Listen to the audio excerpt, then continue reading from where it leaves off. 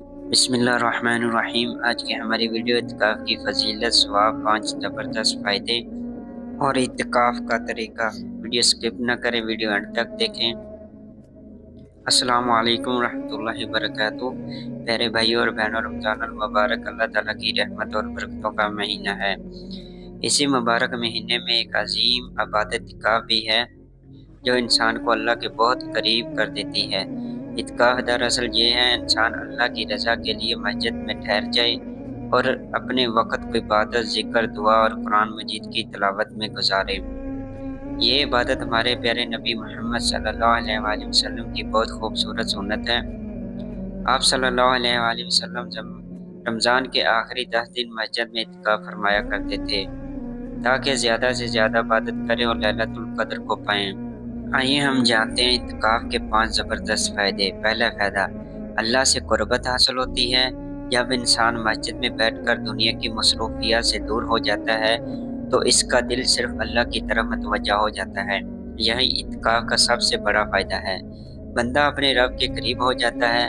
दूसरा फ़ायदा, गुनाहों से हिफाजत। इत्काफ इंसान को गुनाहों से बचाता है क्योंकि मस्जिद का माहौल इबादत का माहौल होता है जहाँ इंसान फजूल बातों और बुरे कामों से दूर रहता है। तीसरा फ़ायदा, दिल को सुकून मिलता है। आज की मसरूफ़ ज़िंदगी में इंसान ज़हनी दबाव, परेशानियों में मुब्तला रहता है, लेकिन इत्काफ में कुरान की तिलावत, ज़िक्र, दुआ से दिल को हकीकी सुकून नसीब होता है। चौथा फ़ायदा, लैलतुल क़द्र हासिल करने का मौका। रमज़ान के आखिरी 10 दिनों में इत्काफ करने वाला शख्स लैलतुल क़द्र को पाने की ज़्यादा करीब हो जाता है और लैलतुल क़द्र की इबादत 1000 महीनों की इबादत से बेहतर है। पाँचवा फ़ायदा, बेशुमार अजर सवाब। इत्काफ में किया गया हर नेकी अमल कई गुना बढ़ा दिया जाता है। नमाज, तिलावत, ज़िक्र और इबादत सब का अजर अल्लाह ताला बहुत ज़्यादा अता फरमाता है। इत्काफ की फजीलत और सवाब। इत्काफ ऐसी इबादत है जिसमें बंदा अल्लाह के घर में रहकर अपने रब की इबादत करता है।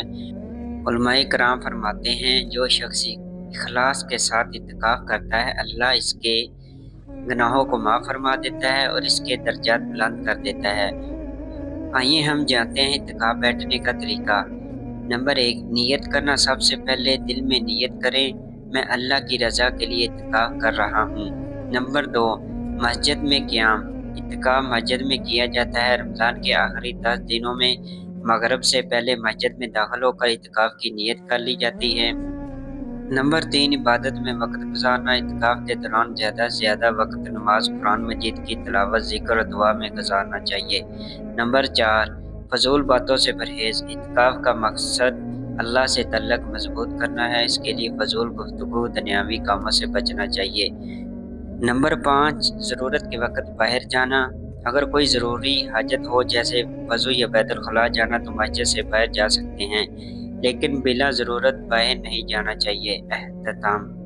प्यारे दोस्तों, इत्काफ एक बहुत बड़ी सआदत है। अगर हमें मौका मिले तो रमज़ान के आखिरी 10 दिनों में ज़रूर इत्काफ करें ताकि हम अल्लाह की रहमत, मग़फ़िरत और बरकतों को हासिल कर सकें। अल्लाह ताला हमें इत्काफ की बरकतें नसीब फरमाए और हमारी इबादत को कबूल फरमाए। आमीन या रब्बिल आलमीन। अगर वीडियो अच्छी लगी, वीडियो को लाइक करें, शेयर करें और प्यारा सा कमेंट करें।